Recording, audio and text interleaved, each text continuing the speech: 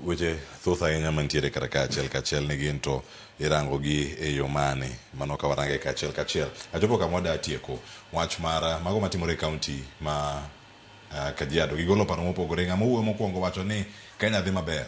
Ng'at mar ariyo wacho ni ero Kenya dhi matek, dhi kama rach ahinya kuonde ma gintiere mopogore. E thuolo ni kami mar mondo mi konwa iwacho ni in e kweth chamano mar Eliud Owalo ne ntiere to sani nitie kweth maluongore ka ni United Opposition. Bende gin United, bende gimiyo Ruto pressure madwarore mar mondo mi oti tich ne jopiny Kenya kose mana dwaro mar kawo telo e higa manyien. Ok anyal wuoyo mang'eny wanyalo ng'eny jogo gin osiepe, lakini gima differ kode en achiel. Nakun gini, if you want us to work as a united opposition, first term of reference, secretariat and a blueprint paper. Gindik blueprint shows what we can do for Kenyans, which I have not seen.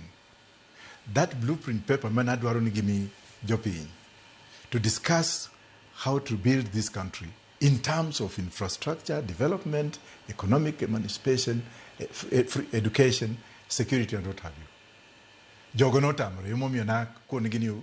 Thank you very much.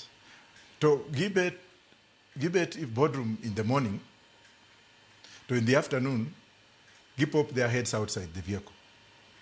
So what they are discussing is not valuable to Kenyans. Ruto. Man, I refuse to engage myself into that. Because I'm not here to discuss Ruto. Ruto is my opponent. Adi Chumkode. It is my policy versus his policy. His issues versus his issues. That's what we need to have this country to debate. To yudan euphoria maji.